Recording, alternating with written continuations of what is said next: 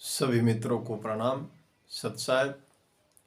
मित्रों, आज का विषय है इस शरीर में मन का स्थान कहाँ है।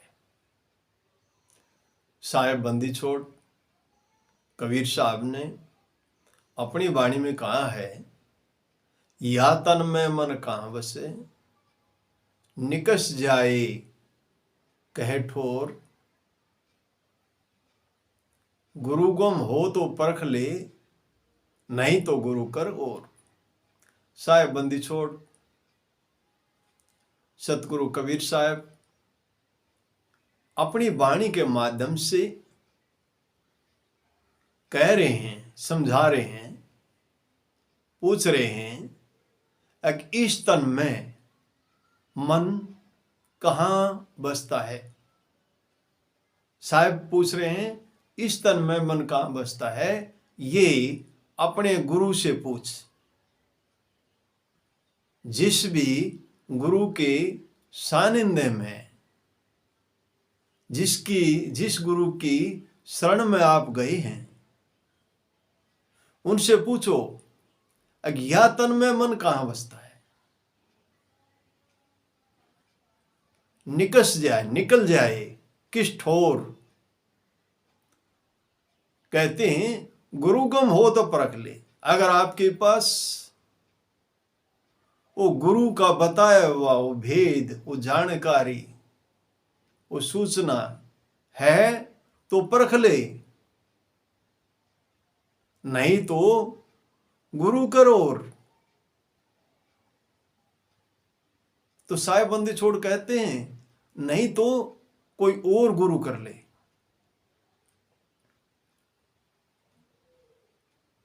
सभी एक ही बात कहते हैं, सारा खेल मन का है। साधना करने वाले कहते हैं हमारा मन नहीं लगता, काम करने वाले कहते हैं हमारा मन नहीं लगता, और जो पढ़ाई करते हैं, जो कोई और को काम करते हैं, बिजनेस करते हैं, वो भी यही कहते हैं हमारा मन नहीं लगता। लेकिन बड़ी भ्रांति है, मन के बारे में पता ही नहीं है। मन है कहाँ? इस शरीर में मन का बादशाह कहाँ है, उसके बारे में नहीं पता, क्योंकि ऐसा गुरु नहीं मिला जो इसको ये बता दे तेरे शरीर में मन कहाँ है, तू कैसे उसको कंट्रोल करेगा, कैसे काबू करेगा। जब मनुष्य को यही नहीं पता है शरीर में मन कहाँ बसता है, तो कंट्रोल कैसे होगा? नहीं हो सकता।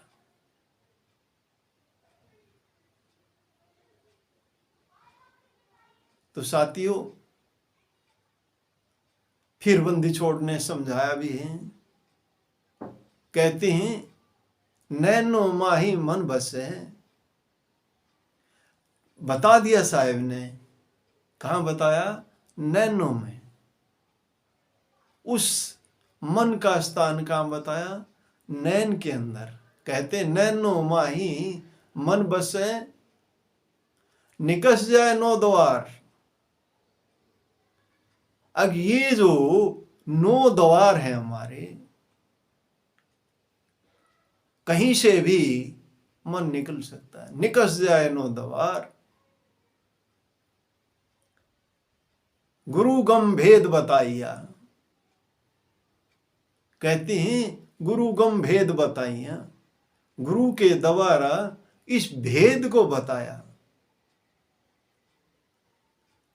सब संतन सिरमौर।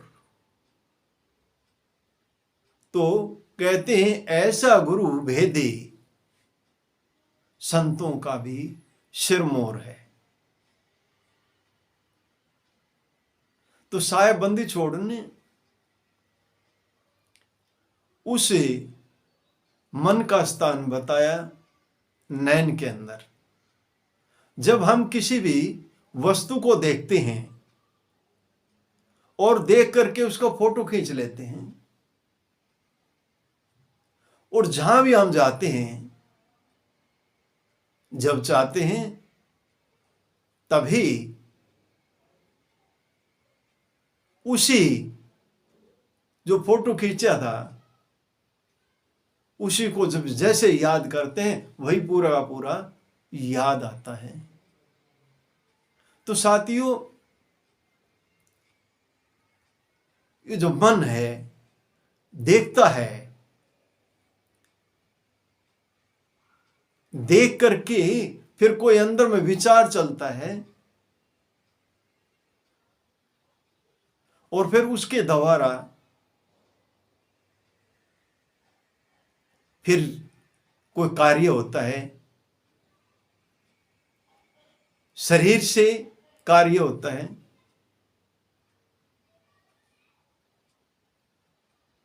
तो साथियों, हमारा मुख्य जो बात थी आज की इस विषय की, वो बात यही थी कि इस शरीर में मन कहां बसता है। तो साहब बंदी छोड़ कबीर साहब ने अपनी वाणी के माध्यम से समझाया है जीव को कि हमारा मन जो है वो नैनों में बसता है। साथियों, उस सतगुरु बंदी छोड़ की असीम कृपा, असीम दया हम सब पर बरसती रहती है। वो अनंत कोट ब्रह्मांड के नायक सतगुरु बंदी छोड़ कबीर साहब एवं सभी संतों के चरणों में कोटि कोटि नमन करते हैं, जिनके द्वारा ऐसे गूढ़ रहस्य जीव को बड़े आसानी से समझा दिए, बड़े तरीके से सरल भाषा में जीव को समझाया। लेकिन जीव फिर भी मानता नहीं है, क्योंकि इसके अंदर अज्ञानता का पूरा जखीरा भरा है। इसलिए संतों का संग करें, सत्संग करें। जब तक सत्संग नहीं करेंगे, किसी संत महापुरुष का सानिध्य नहीं करेंगे, किसी भेदी गुरु की शरण में नहीं जाएंगे, तो ये जीव वैसे ही भटकता रहेगा। इसको भटकाने वाले भी बहुत मिलेंगे, लेकिन कोई जानकार, कोई भेदी गुरु मिले और इसको सही रास्ता बताए, तब इसकी यात्रा सुगम होगी, आसान होगी,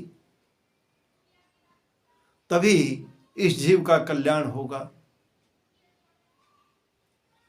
तो साथियों, किसी भेदी गुरु के सानिध्य में जाकर के अपने जीवन की यात्रा को आसान बनाएं और संतों के संग से ही ये संभव हो पाता है। आज का विषय जो था वो बहुत ही सुंदर विषय था और उस पर थोड़ा प्रकाश डालने की कोशिश करी। इन्हीं शब्दों के साथ मैं अपनी वाणी को विराम देता हूं। बोलो साधु सहज साहिब, सभी मित्रों को प्रणाम, नमस्कार, धन्यवाद।